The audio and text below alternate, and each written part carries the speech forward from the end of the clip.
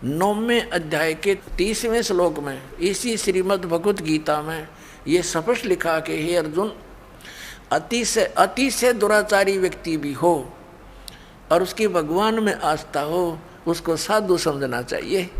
बता, इस नकली का है कोई ज्ञान? ये देखो श्रीमद् भगवत गीता, और ये तो गीता प्रेस गोरखपुर वालों की, और उसने इसकी नकल ला कर अपनी बकवाद गढ़ रखी सारी।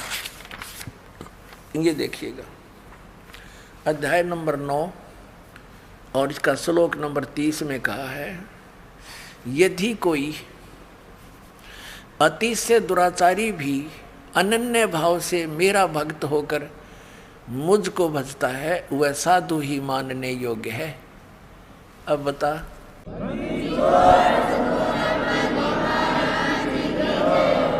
तो ये बेईमान व्यक्ति हैं, इन्होंने जनता के उद्धार से नहीं काल के जाल में फंसाने का ठेका ले रखे ना।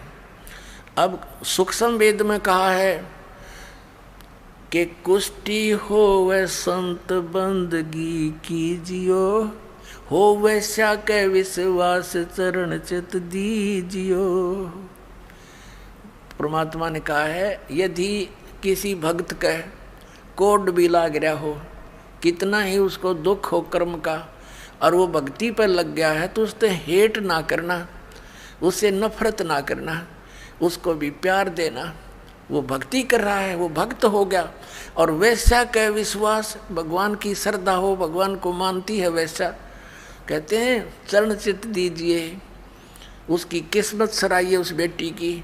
ठीक है, कर्म के आधार से कोई कसाई बना हुआ है, कोई डाकू बन गया, कोई शराबी, कोई कुछ, तो एक जब इस मार्ग पर लग गए हैं विश्वास से, तो बुराई भी छूटेंगी। और ये क्या क्या कह रहा है कि कोई अति से दुराचारी व्यक्ति हो, वो क्या देव हो सकता है?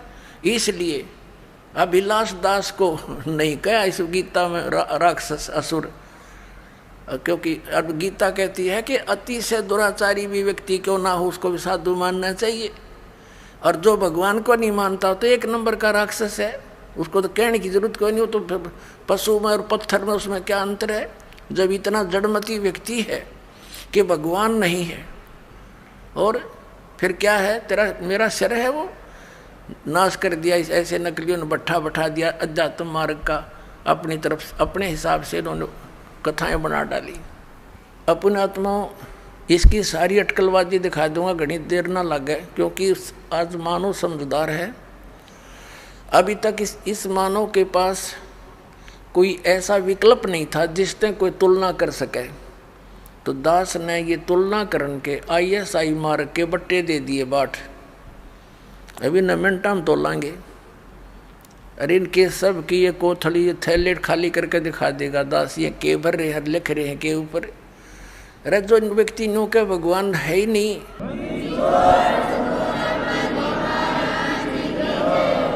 अब परमात्मा कहते हैं ऐसे व्यक्ति परमात्मा के दुश्मन होते हैं, द्रोही हैं। इसने इस गीता सार में कैसी चाल कलाबाजी दिखाई है, दिखाता हूँ आपको।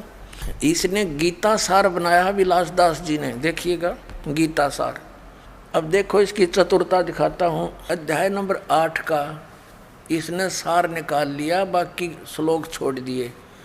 गीता जी अध्याय 8 के श्लोक 1 से 4 छोड़ दिए। ये देखो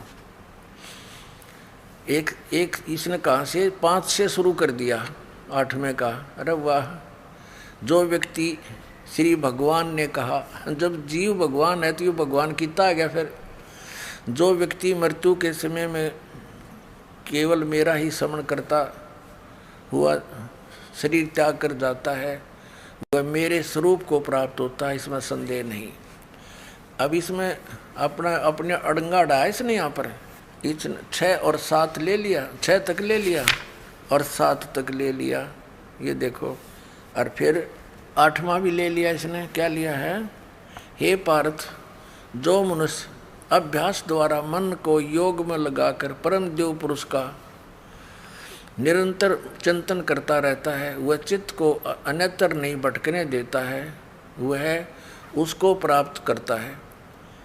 अब बता, इसमें गीता में एक तो गीता ज्ञान दाता खुद कह रहा है 8वें अध्याय के 5 और 7 में तो अपने विषय में, और 8वें के 8 में और 9 में 10 में किसी और के विषय में कह रहा है। आगे देखना, इसने फिर 9 से 13 फिर छोड़ दिए 8वें के। आगे इसने देखा तू पकड़ा जाएगा, बस 8वें में गोल मोड़ कर दिया। इसका यथार्थ अनुवाद नहीं है ये। इसने फिर 9 से 13 फिर छोड़ दिए, जहाँ यूँ पकड़ा जाना था वो त्याग दिए, आगे ले लिए। अच्छा, ये 9वें में देखो, अध्याय नंबर 9 गीता सार का। इसने क्या किया है, अध्याय 9 के 1 से 20 श्लोक छोड़ दिए। वाह रे देवता, 21 से शुरू कर दिया, ठीक है। और फिर 22 से 27 छोड़ दिए, एक लेके 22 से 27 छोड़ दिए। ये देखो, अब इसने सीधा कित छलांग मारी 28 पे, बस आगे समाप्त कर दिया इसने, इति कर दिया। और इसमें 30, इसमें सारे 29 से फिर एक 28 लेके 29 से 34 छोड़ दिए। कुल श्लोक 34 हैं, प्रमाण में लिए 2 और छोड़ दिए 32। हरियो गीता का सार बना दिया। अरे वाह देवता।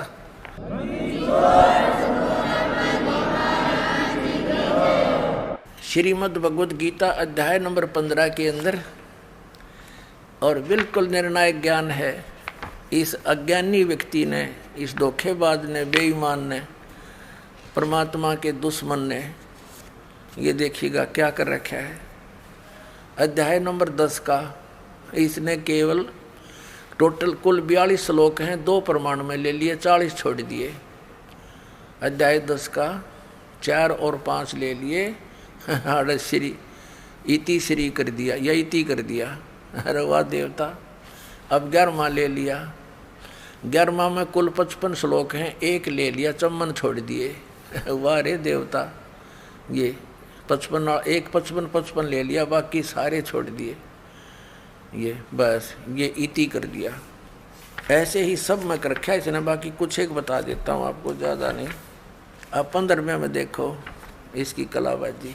गीता सार है इसका ये, और ये इसमें गीता अध्याय 15 के श्लोक 1 से 4 तथा 7 यो छोड़ दिया, 5 और 6 ले लिए, और 12 से 20 छोड़ दिए, 12 से आगे टोटल छोड़ दिए। ये देखो 15वें अध्याय का इसने 5वें से शुरू कर दिया। आए हाय, अरे तेरा गजब हो। जो माल था, जो असली ज्ञान था, वो तो नाश फेंक दिया, काट के एक लोहे हैं, और इसने ये रख लिया इसमें। तो 1 से लेकर 4 में निर्णायक ज्ञान है। ऊर्ध्व मूलम अधः शाखम, ऊपर को जड़ और नीचे को तीनों गुण रूपी शाखा वाला लटका हुआ उल्टा लटका संसार रूपी वृक्ष है। और जो व्यक्ति इसको सभी पार्ट्स में जानता है, सभी भागों को जानता है, स वेदविद, वो तत्वदर्शी संत है। और ये कबीर पंथी को आवे, कबीर साहब की वाणी से परिचित नहीं। परमेश्वर ने अपनी वाणी में, अमरवाणी में लिखा है, अक्षर पुरुष एक पेड़ है, निरंजन वा की डार, और तीनों देवा शाखा है, ये पात रूप संसार। ये 15वें कहा इसने 1 से 4 छोड़ दिया, और 16-17 छोड़ दिया, जिसमें कति निर्णायक ज्ञान। ये देखिएगा, ये गीता अध्याय 15 गीता सार है ये।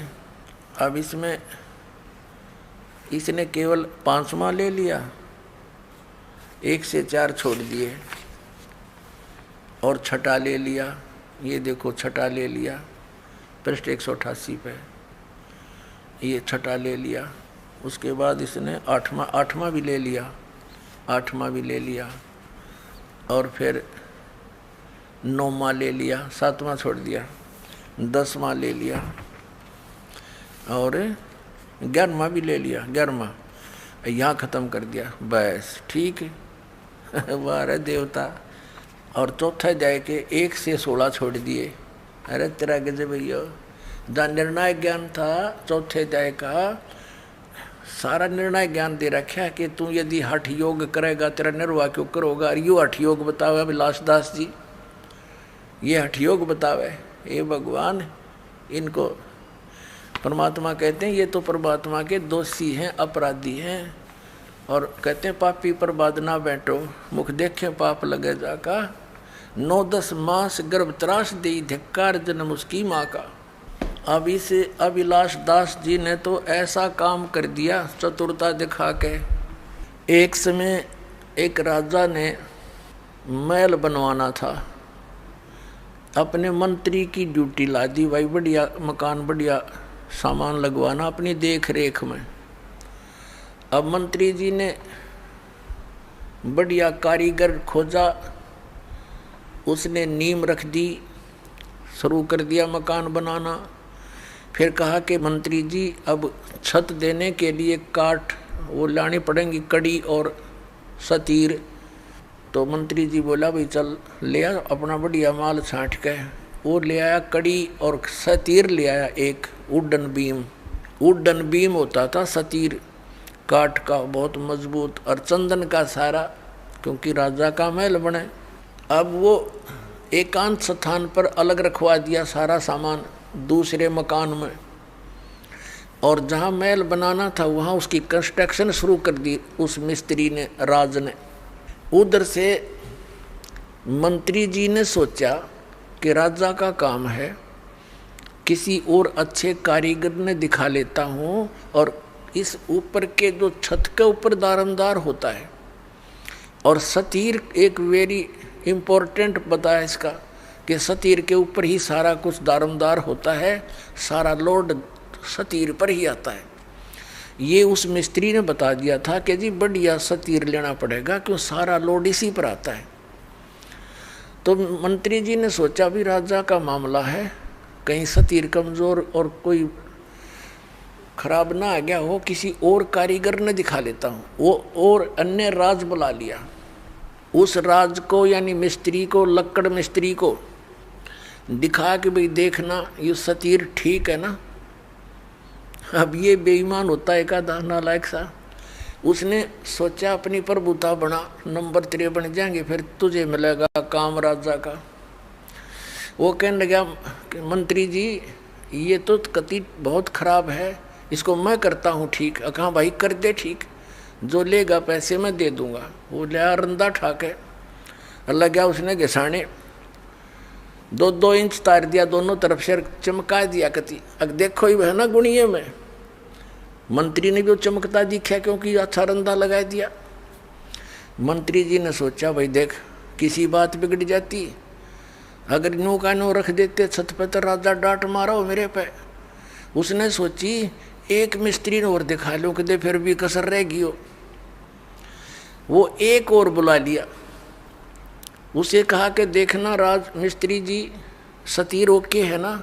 ने बोला जी इसमें तो बहुत त्रुटि है। अक भाई करिए ठीक तू। अका भी ले 2-2 इंच उसने तार दिया दोनों तरफ से, लगा रंदा लगाने। अब शंका होगी मंत्री जी को कि भैया तो बात बिगड़ जाती, देखा दूसरे ने भी इसमें तो त्रुटि काट दी। फिर उसने तीसरा बुला लिया, उसने उसके निरीक्षण 4-5 पे करवा दिया, और सब ने 2-2 इंच तार दिया दोनों तरफ से, चारों तरफ से। वो कड़ी बन गया, कति बैटन उड़न बैटन रह गया वो। अब मंत्री ने सोचा ले भाई तो 4-5 ने निरीक्षण कर लिया, अब तो यू ओके हो गया होगा। अब जब उस मिस्त्री ने चिनाई जो कर रहा था कंस्ट्रक्शन, जब छत लेवल पर पहुंच गई दीवारें, जब उन बेलदारों से कहा कि भाई जाओ सतीर लाओ उठा के, वो भेजे 10 जने, 10, 12, 15 अगला सतीर उठाकर तो इतना भारा था, 2 फुट और 2 फुट बाई 2 फुट का, कम से कम 15-16 फुट 20 फुट लंबा। तो 15-20 वो गए उठाने के लिए बेलदार। वहाँ जाकर देखा उन्हें, मंत्री जी से पूछा जी हमने वो सतीर चाहिए, कारीगर मंगावा है। मंत्री बोला ले जाओ यूरा। अब उन तो 1-2 जना अंदर लिया कंधे पे, बाकी आँव खाली। अब वो कारीगर के पास जाकर वो कहने लगे ले भाई कारीगर सतीर ले। वो देख रहे निकम्यो मैंने तो सतीर मंगाया था, तुम तो कड़ी ले आए। अब साथ मंत्री जी आ गए। मंत्री जी क्या कहता है कि कारीगर तने तो मेरे पर डांट मरवा दी होती, इसमें तो गणिया त्रुटि थी। 5 कारीगर बुलाए मैंने, और उनने यो सतीर सही सेट कर दिया। ने बोला खाक सेट कर दिया, इन्हें नाश कर दिया इसका। तो बताए कड़ी बना के धर दिया मूर्खा ने, पर बता के भूखा ने 5-5 रुपये ले गए और उसका नाश कर गए। अब वो माथे माथ मारे वो कारीगर वाला रही के करूं बता, ये बैठा के इसका फिर और सतीर लाया गया और तब वो मकान राजा का बना। तो पुण्यात्माओं, ये ऐसे नीम हकीम हैं, इन्होंने सदग्रंथों का ज्ञान था नहीं और सतीर की कड़ी बना दी हैं। 700 श्लोकों की गीता को अरे इतने काट कर 383 बढ़िया है, बाकी नकली। वाह भाई वाह, अरे वाह भले मानसो, तुमने तो यू नाश करने का ठेका ले रखा है सदा तुम मार्ग का।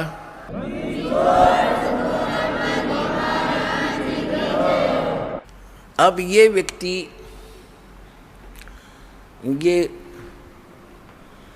पारखी जो संत हैं, ये अभिलाष दास जी से, तो इसके भगत बताते हैं कि इन्होंने बड़ी पुस्तक लिखी हुई है, वेद क्या कहते हैं, एक बहुत बढ़िया पुस्तक है इनकी। वो दास ने पढ़ी इसकी पुस्तक वेद क्या कहते हैं, और ये क्या कहता है कि मैंने वेदों को पढ़ा है, आज भी पढ़ता रहता हूँ। और इससे पूछा कि वेदों में परमात्मा निराकार बताया है, बोला नहीं ऐसा कुछ है ही नहीं उसमें। फिर इससे किसी ने प्रश्न किया कि आप तो कहते हो कि परमात्मा कुछ लाभ हानि नहीं कर सकता,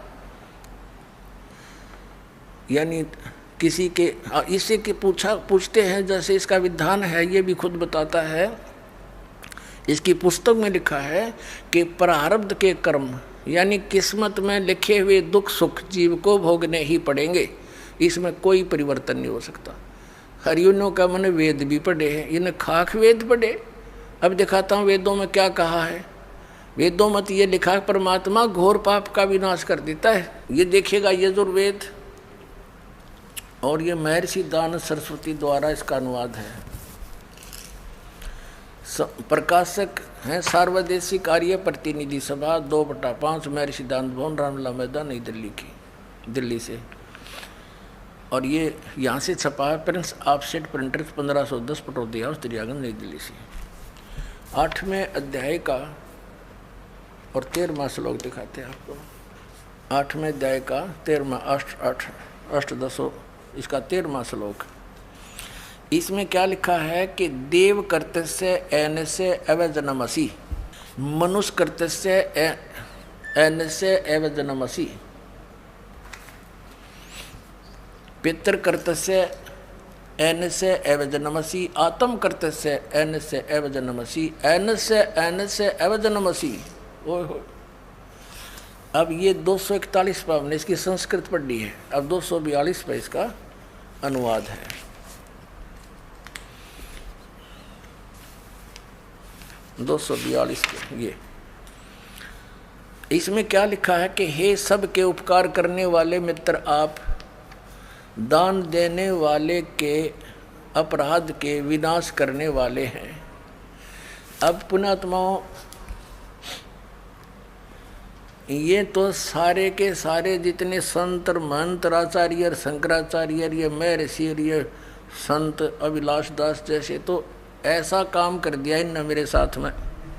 एक व्यक्ति था, वो किसान था और अकाल गिर गया। उसने सोचा भाई खेती में तो काम गुजारा चला नहीं, तो कोई और धंधा कर ले। उसने क्या शुरू कर दिया, ये चाकी राण का काम ले लिया। उसने 2 बसोली खरीद ली वो कट करने की, और चाकी राण का काम उसने शुरू कर दिया। अब पहले चाकी कैसे रहा करते, हाथ से चलाने वाली जो चक्की पत्थर की होती हैं उसके पार्ट होया करते, 2 होते हैं, अभी भी गाँव में तो बहुत हैं, और वो घिस जाते थे चलते चलते। तो उनको ऐसे समझदार सा व्यक्ति उनको चांड दिया करता, चाटे मार देता, वो फिर से वर्किंग ठीक हो जाती उनकी, तो उसको चाकी राणा कहते हैं। अब उसने कभी काम किया नहीं था। पहले दिन मुहूर्त करी एक गाँव में जाके, उसने आवाज़ लगाई कि चाकी ठीक करवा लो। एक बुढ़िया बोली भाई आ जा, चाकी ठीक कर दे मेरी। अब ठीक है ताई, बता कौन सी है भैया, देख ले। उसने उतार कर पाट रख लिया। बुढ़िया कहने लगी भाई मैं कुएं तो पानी ले आऊँ जल, कुएं से दूर दूर कुएं हुआ करते गाँव में, और आप इतने या चाकी ठीक कर दो का अच्छा ताई जा बेच सकते हैं। अब उसने सोच कदे काम करा नहीं था, ने सोची जल्दी जल्दी कर ले। जब पहले आवाज़ में और एक काम मिल गया तो यहाँ कोई आया ही नहीं है बताई, तो उसने माड़ी स्पीड भी पकड़ ली। वो 2-4 मारे गद्दा गद्दे, वो पार्ट टूट गया। उसने सोची भैया तो बात बिगड़ गई, बुढ़िया चौनी दे नहीं, और तू भाग ले अपने सारे औजार उठा के। और जो नीचे वो बैठा था, ऊपर एक पात्र था मिट्टी का मटका छोटा सा, उसमें घी डाल रखा था बुढ़िया ने गर्म करके, गर्मियाँ का दिन था, और ऊपर बांध दिया करते बिल्ली कुत्ते से के डर से। ऊपर कड़े में रस्सी डाल के और एक छिक्का बना दिया करते, उसमें वो दर रखा उसने बरोला मिट्टी का मटके में घी बहुत बढ़िया 5-10 किलो। अब वो जल्दी में उठ के भाजन लग गया। ऊपर तो छिक्के टंगा हुआ था वो पत्थर, उसका लग गया सिर, वो पड़ गया। पड़ते हो सारा फैल गया, फूट गया, और सारी साड़ में बिखर गया फर्श पे। उन्हें सोची तन्नाड़ा पकड़ के बांधेंगे हैं, और तू भाग ले स्पीड ते, यो एक नुकसान और हो गया तेरे। तो उसने सोचा तो जल्दी निकल। उधर से बुढ़िया आगी पानी का मटका लेकर, कच्चा मटके होते थे ना गड़े, और वो स्पीड में पीछे न देखे आगे न बाजे, तो बुढ़िया में टक्कर लगी, वो मटका फूट गया। अब वो बुढ़िया कहने लगी रे, उसका नाम पूछा था, रे क्या नाम है तेरा? बोला रमलू। बोला रे रमलू तने रो लूँ, तने यूँ कह कर मेरा मटका फुड़वा दिया। नो बोला ताई भीतर देखें जाइए रोए जाइए।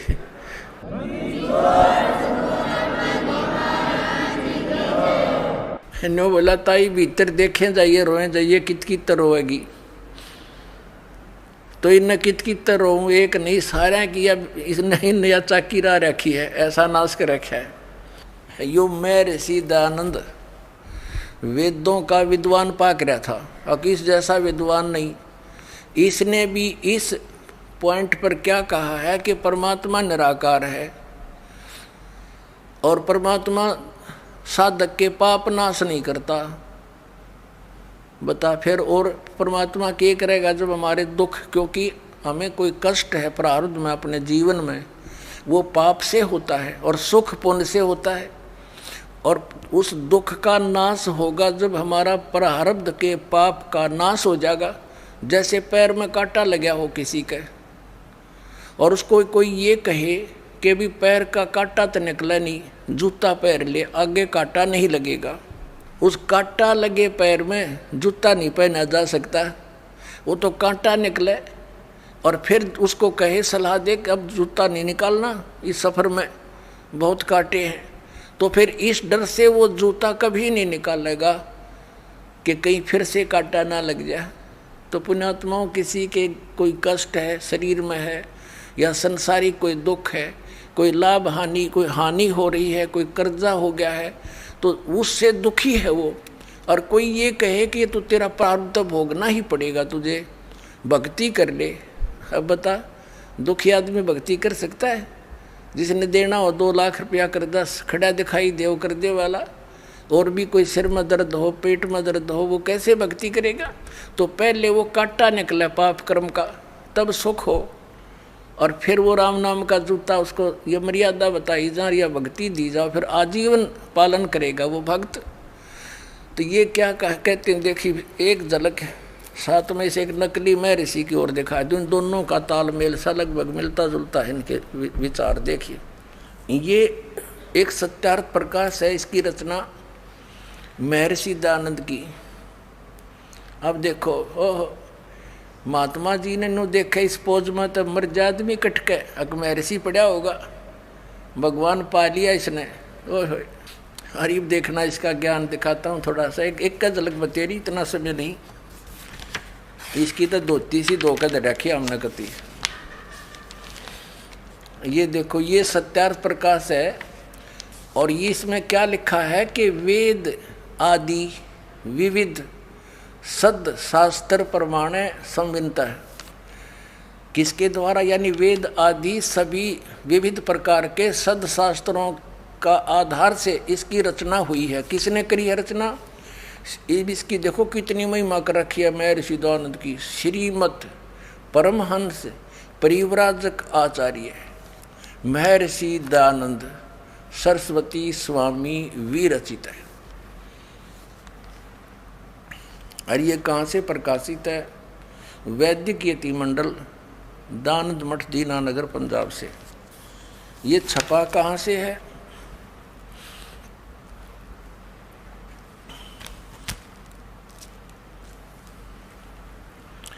मुद्रक है आचार्य प्रिंटिंग प्रेस, दानंद मठ, गोहाना मार्ग, रोहतक से। इसके 7वें समोल्लास में ले चलते हैं आपको। 7वें समोल्लास में इसकी कलाबाजी देखियो। 154 पृष्ठ पर 7वां समोल्लास, 7वां समोल्लास। किसी ने पूछा कि प्रश्न, ईश्वर साकार है व निराकार? उत्तर महर्षि का निराकार। ठीक है। और यहाँ फिर इसके बिल्कुल 155 पे किसी ने प्रश्न किया, 155 पृष्ठ पे 7वें समोल्लास में प्रश्न, क्या स्तुति आदि करने से ईश्वर अपना नियम छोड़ स्तुति प्रार्थना करने वाले का पाप छुड़ा देगा? यानी स्तुति यानी भक्ति करने वाले भगत के भगवान क्या उनका प्रार्थना करने से पाप छुड़वा देगा? उत्तर महर्षि का नहीं। अब साधक कहता, प्रश्नकर्ता कहता, फिर भक्ति किस लिए करें, स्तुति प्रार्थना फिर किस लिए करें, क्यों करें, क्यों करना? उत्तर महर्षि जी का कि उनके करने का फल अन्य ही है, और फल है।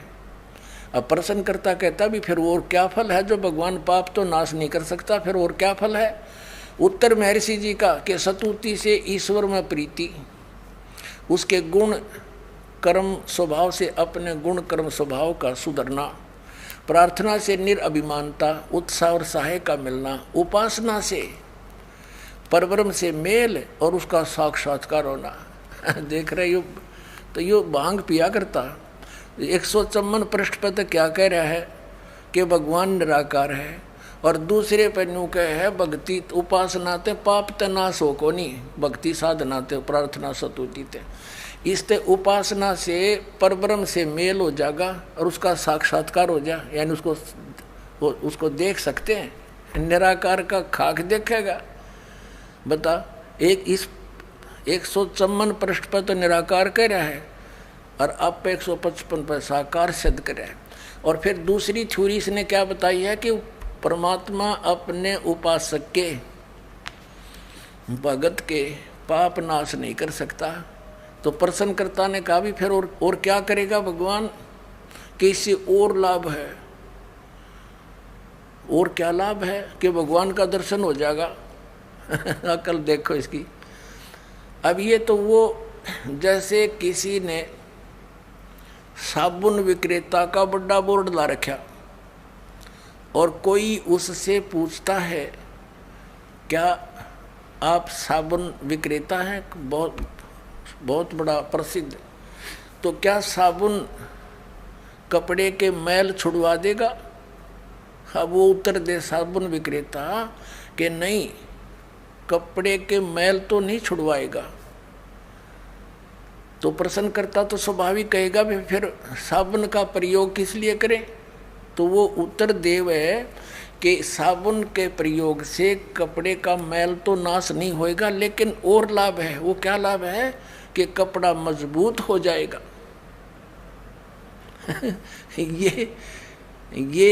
ये विधान है।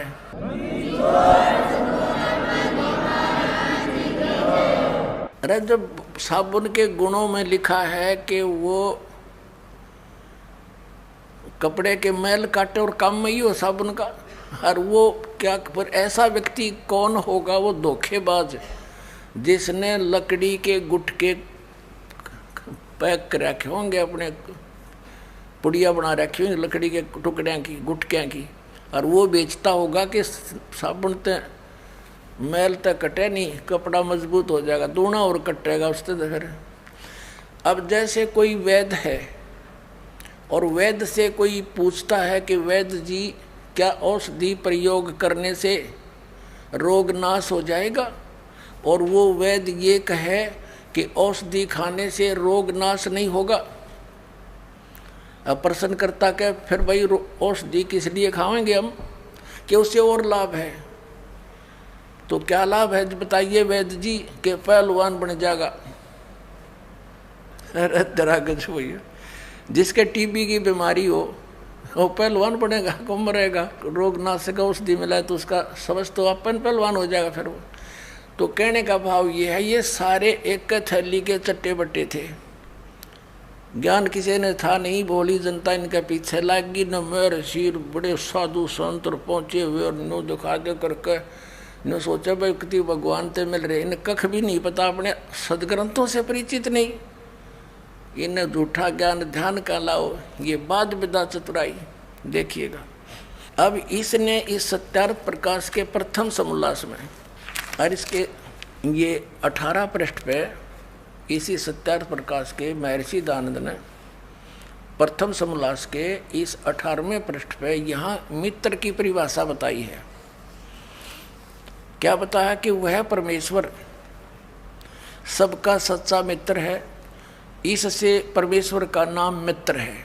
ये इसने प्रथम सत्यार्थ प्रकाश के प्रथम समोल्लास में परमात्मा के नामों की व्याख्या कर रखी है कि किन किन नामों से परमात्मा का बोध होना चाहिए। अब ये कंसेप्ट क्लियर हो गया कि महर्षि दयानंद जी परमात्मा के नामों में से एक मित्र शब्द भी जहाँ ये प्रयोग करता है, जहाँ परमात्मा की महिमा है, तो ये सोच ले वो भगवान के विषय में। अब इसने अनुवाद करते समय भी इसका विधान भी अपना सत्यार्थ प्रकाश में ये है कि परमात्मा पाप नाश नहीं करता, पाप छुड़वाता नहीं साधक के।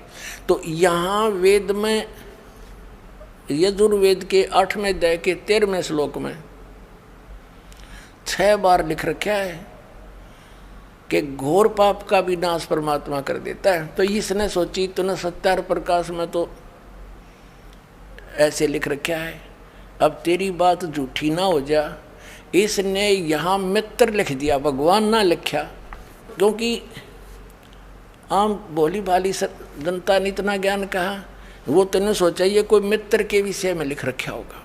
जैसे सन 2004 से ये दास समाचार पत्रों में इस महर्षि दयानंद की जानकारी, इसके अज्ञान का समाचार पत्रों में लिख लिख कर लेख लिखा करता था, और ये बताया करता था कि ये महर्षि दयानंद सत्यार्थ प्रकाश तो उसका अनुभव है, वेद भगवान का ज्ञान है, विधान है, तो जो वेदों से नहीं मिलता तो वो ज्ञान गलत है। और इस बात को ये महर्षि दयानंद भी मानता है। तो देखिएगा, महर्षि दयानंद कहते हैं कि परमात्मा पाप नाश नहीं कर सकता, वेद कहते हैं घोर पाप भी नाश कर दे, तो सत्यार्थ प्रकाश ये झूठार्थ प्रकाश है। समाचार पत्रों में लिखना शुरू किया, इसी का परिणाम था ये क्रोथा कांड। तो इन्होंने क्या उत्तर दिया समाचार पत्रों में कि रामपाल झूठा है, इसको संस्कृत आती नहीं, ये महर्षि दयानंद के क्या जाने गूढ़ रहस्यों को उस 8वें अध्याय के 13वें श्लोक में मित्र के बारे में कहा है, भगवान के बारे में नहीं कहा। फिर दास ने ये सत्यार्थ प्रकाश का थैला उल्टा कर दिया, उनका आगे देख युग अंत से इसमें।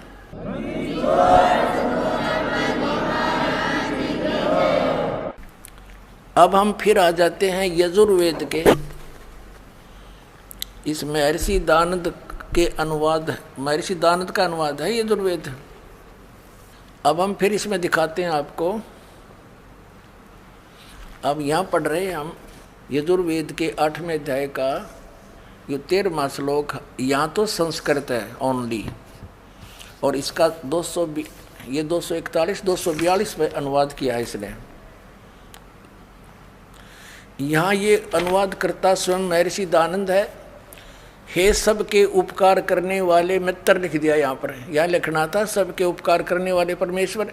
और सत्यार्थ प्रकाश में इसने स्पष्ट भी कर दिया कि सबका सच्चा मित्र साथी होने के कारण परमात्मा का नाम मित्र जानना।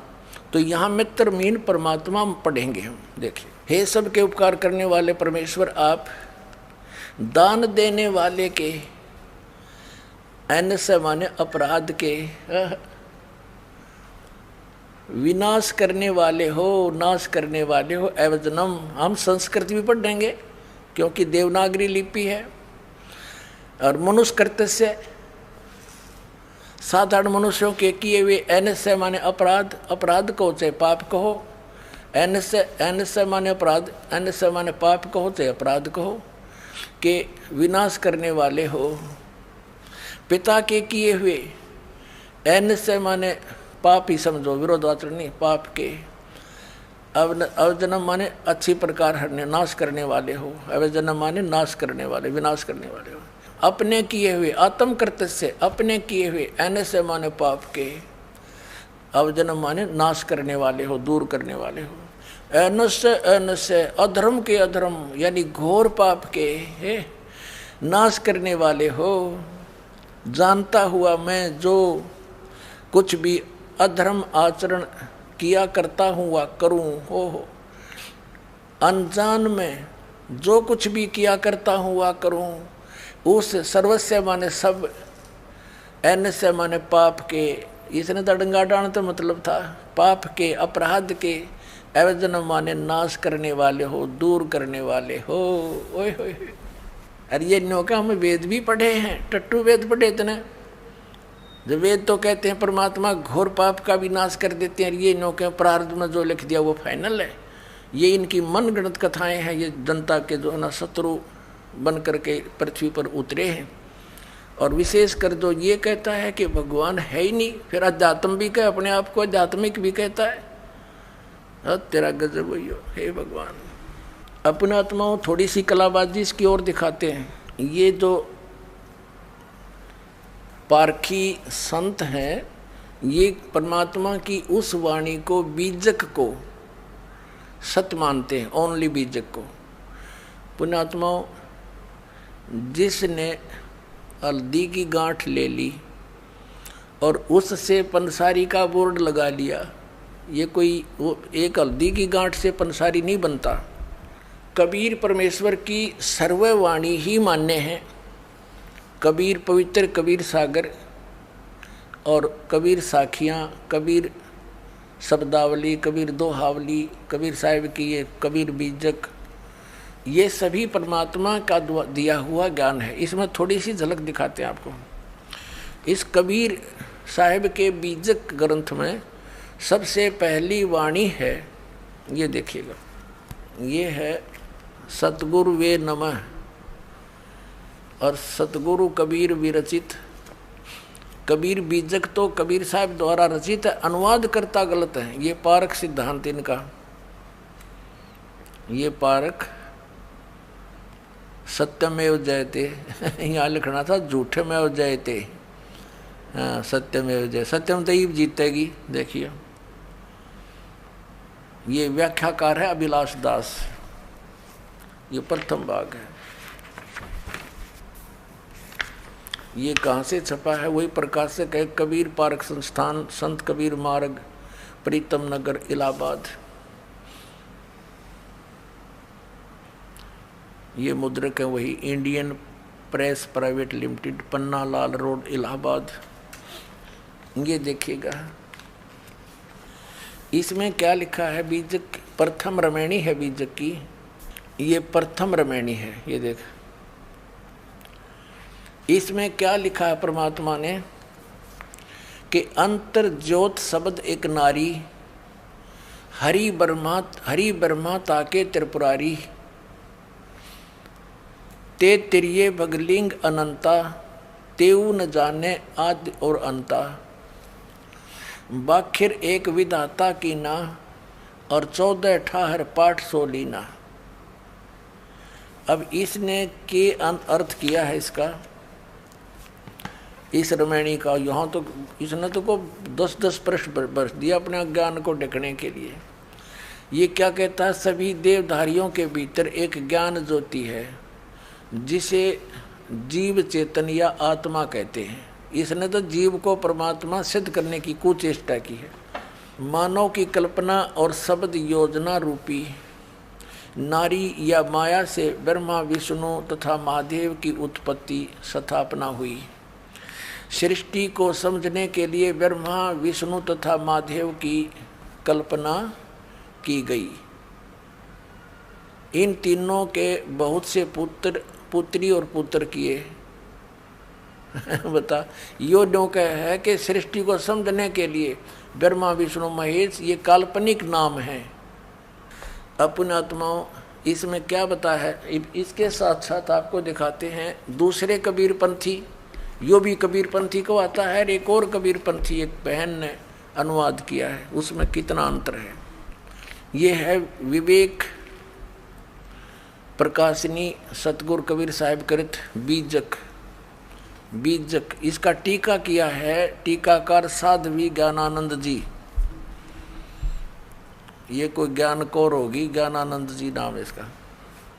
और ये कहाँ से छपा है ये देखिएगा, सतगुरु कबीर साहिब कृत बीजक। बीजक टीकाकार ये वही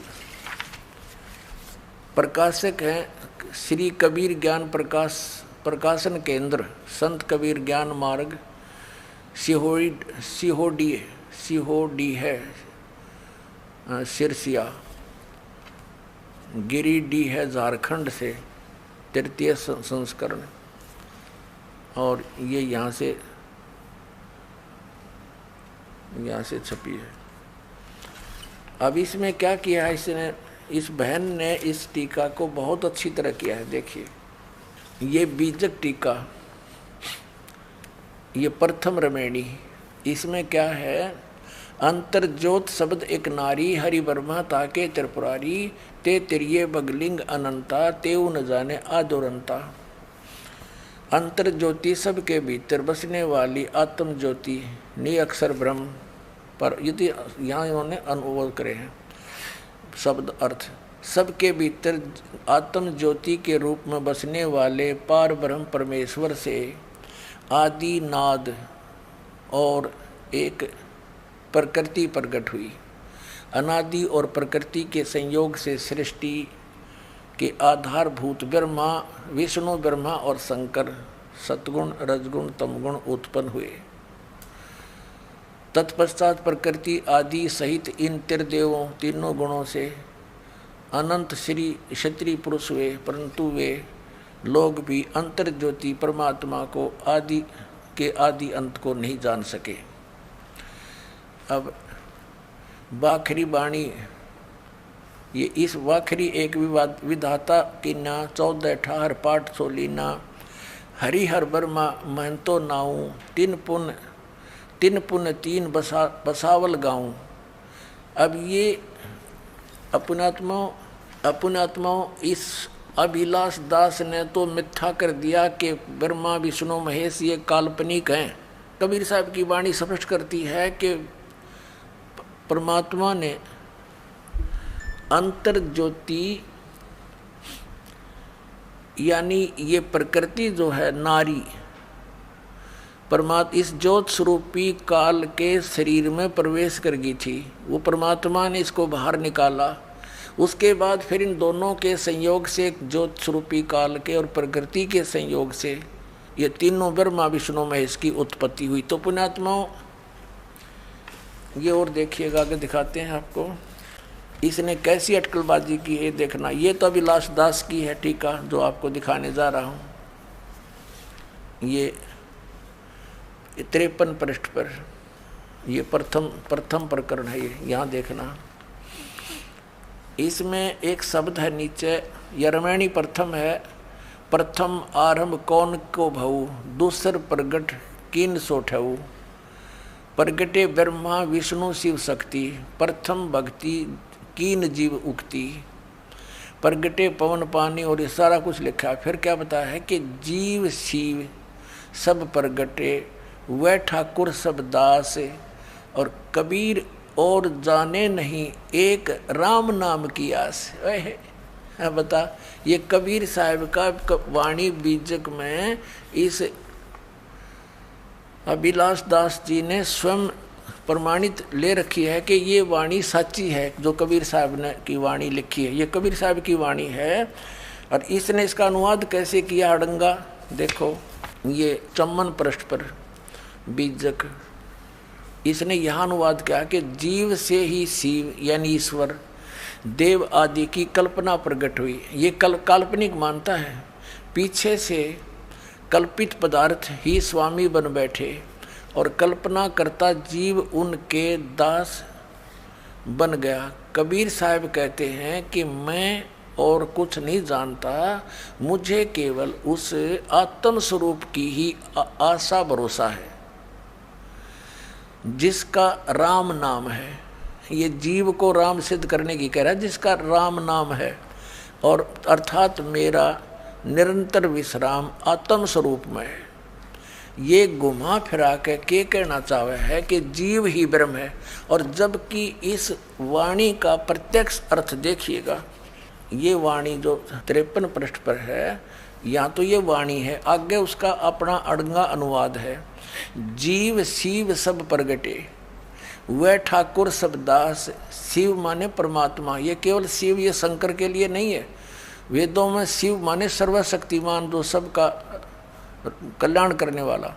जीव और शिव सब प्रगटे वह ठाकुर सब दास, यानी जीव तो उसके दास हैं, परमात्मा उनका मालिक है। कबीर और जाने नहीं, कबीर साहब कहते मैं और यानी तुम और मत जानो एक राम नाम की आसे। कितना स्पष्ट है।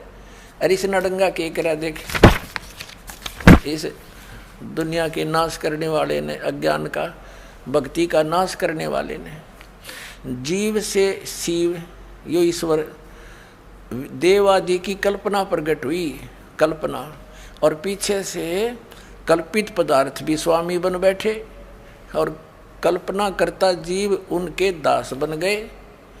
कबीर साहब कहते हैं कि मैं कुछ नहीं और कुछ नहीं जानता, केवल मुझे केवल उस आत्म स्वरूप की ही आस भरोसा है। बता, आत्म स्वरूप की खाक भरोसा है, गधा का गधा ने के भरोसा बता है तेरा गधे भैया। अब देखो इसका दूसरी, इस बहन जी ने कैसे टीका किया है, ये भी कबीर पंथी है, देखना। ये आपको दिखा दिया था, भी बार बार इनके प्रकाशक दिखा नहीं पाऊंगा ये बाकी। अब इसकी तीसरी रामायणी में ये है, ये इस लड़की, इस बहन के द्वारा अनुवाद है। ये तीसरी, ये चौथी रामायणी नीचे है, ऊपर तीसरी का लास्ट में है, जीव शिव सब प्रगटे वह ठाकुर सब दास, और कबीर और जाने नहीं एक राम नाम की आस। अब इस बहन ने कितना अच्छा अनुवाद किया है। इस तरह जीव और ईश्वर स्वामी हुए और सभी जीव दास हुए। सतगुरु कबीर साहब कहते हैं कि मैं अन्य किसी को आराध्य नहीं मानता, सर्वाधार सर्वाधिष्ठान सबको प्रकट करने वाले राम के भजन की ही आशा करता हूँ। ये बिल्कुल सही अनुवाद है। अरिश नास्तिक ने, इस भक्ति नाशक ने, इसने इसका के अनुवाद कर रखा है कि भाई फिर पढ़ो, ये अंग्रेजी जल्दी सी समझ में ना आओ आपके। अब ये फिर अभिलाष दास वाली पढ़ो आप। ये इसका प्रकाशक है ये, और इसके देखना या तीसरी रामायणी या प्रश्न नंबर 53 पर हमने पहले भी पढ़ी थी, एक बार फिर देख लो। या तीसरी रामायणी के लास्ट में है, जीव शिव सब प्रगटे वह ठाकुर सब दास। इसमें बिल्कुल साफ है, बिल्कुल स्पष्ट है कि जीव यानी परमात्मा ना, जीव तो जीव और शिव परमात्मा, जीव शिव सब प्रगटे वह ठाकुर सब दास। वो एक सबका मालिक है, बाकी जीव उसके अधीन है, उसके दास है। फिर देखो, आइए अब हम उन श्रद्धालुओं के अनुभव जानते हैं जो जगत गुरु तत्वदर्शी संत रामपाल जी महाराज जी से दीक्षा प्राप्त कर चुके हैं तथा उनके द्वारा बताए गए भक्ति मार्ग पर चल रहे हैं। नमस्कार। नमस्कार सर। क्या नाम है आपका? रोबिन दास जी। आप कहाँ के रहने वाले हैं? नजफगढ़, नई दिल्ली। रोबिन जी, संत रामपाल जी महाराज से आपने नाम दीक्षा कब ली? मैं बचपन से ही संत रामपाल जी महाराज से जुड़ा हुआ। मेरे माता पिता जी ने पहले से ही संत रामपाल जी महाराज से नाम दीक्षा ले रखी। उसके बाद मैं जब 5 वर्ष का हुआ, मेरे को जब प्रथम नाम मिला। रॉबिन, अभी आपकी कितनी उम्र है? 11 साल। रॉबिन, संत रामपाल जी महाराज से नाम दीक्षा लिए हुए आपको 6 साल हो चुके हैं। तो क्या जो संत रामपाल जी महाराज से आपने नाम दीक्षा ली, उस नाम दीक्षा की कोई भक्ति साधना भी की? हाँ, मैंने उसकी भक्ति साधना की और मेरे को उसका फल भी मिला। तो जो आपने भक्ति साधना नाम दीक्षा लेने के बाद की, उससे आपको क्या फल मिला? बचपन में मैं बहुत ज़्यादा बिस्किट खाता था, तो उनके कारण मेरे यहाँ पे मैदा जम गया। तो फिर मैं 1 महीने हॉस्पिटल में एडमिट रहा। तो फिर डॉक्टर बोले कि इसका मैदा तो निकल जाएगा पर इसके यहाँ पे पेन रहेगा। तो फिर मैं 1 महीने हॉस्पिटल में रहा। मैंने संत रामपाल जी महाराज से प्रार्थना भी की और गुरुजी बोले बेटा ठीक हो जाएगा। तो फिर 1 महीने बाद मेरा वो मैदा भी निकल गया और मेरे को उसके बाद आज तक जो डॉक्टर कहते थे कि मेरी छाती में पेन रहेगा, वो उस दिन से लेके और आज तक कभी नहीं हुआ। और एक ये लाभ हुआ कि मैं एक दिन मेरे को सपने में काल दिखाई दिया। मेरे को बोला कि नहीं है मैं तेरे को खाऊंगा, भाग, तू कहाँ भागेगा। तो मैंने प्रथम नाम का जाप किया जो मेरे गुरुजी संत रामपाल जी महाराज ने दे रखा है। तो फिर गुरुजी आए एकदम से। तो फिर गुरुजियों ने उसका कान पकड़ा और उसको एक थप्पड़ मारा। बोले भाग जा यहाँ से, मेरी आत्मा को हाथ लगा, आज के बाद कभी भी हाथ मत लगा दियो। तभी वो काल गायब हो गया। तो एक हमारे परिवार में मेरी 2 दीदी है, वो छत से गिर गई थी तो उसका हाथ टूट गया था और उसके 3-4 फ्रैक्चर आए थे। तो वो भी संत रामपाल जी महाराज की दया से ठीक हो गई। और हमको एक ये भी लाभ मिला कि जो मेरे दादा थे वो एक दिन सोनीपत जा रहे थे RTV बस में। आगे 3 जने बैठे थे, एक ड्राइवर, 2 और थे, एक मेरे दादा चौथे थे। तो एक्सीडेंट हो गया ट्रक से। तो फिर दादा को गुरुजी दिखाई दिए। गुरुजी बोले मैं तेरे को नहीं जाने दूंगा। तो फिर दादू ही उठे थे उस बस में, जो आगे 3 बैठे थे उनकी मौत हो चुकी थी। तो फिर आज मेरे दादा बिल्कुल स्वस्थ है। एक हमको ये लाभ मिला और मेरे को परमात्मा मिल गए। सबसे बड़ा मेरे को ये लाभ मिला और मेरे को शास्त्रों अनुकूल भक्ति साधना मिल गई। और मैं जब छोटा था 4-5 साल का, तो मेरी मम्मी एक दिन काम कर रही थी और मम्मी ने कार्टून चला रखे थे और मम्मी काम करने लग रही थी। तो पहले उस टीवी में किसी भी चैनल पर सत्संग नहीं आता था। तो फिर मेरे गुरुजी आए शब्द गाते हुए और उन्होंने मेरे को आशीर्वाद दिया। फिर मेरी मम्मी ने सुना कि ये कार्टून बंद कैसे हो गए और ये शब्द कैसे चल पड़े। तो मेरी मम्मी आई, पहले उन्होंने मेरी दंडवत करवाई और फिर खुद की, और जब खुद करने के बाद उठी तो गुरुजी गायब हुए। भगत जी हमको इतने लाभ मिले। संत रामपाल जी महाराज से नाम दीक्षा लेने के बाद आपको लाभ प्राप्त हुए, तो जो समाज आज आपको देख रहा है, आप उन्हें क्या संदेश देना चाहोगे? हम संदेश तो नहीं दे सकते पर प्रार्थना कर सकते हैं कि वो जल्द से जल्द संत रामपाल जी महाराज की शरण में आए और अपना कल्याण करवाए। धन्यवाद। सत साहिब।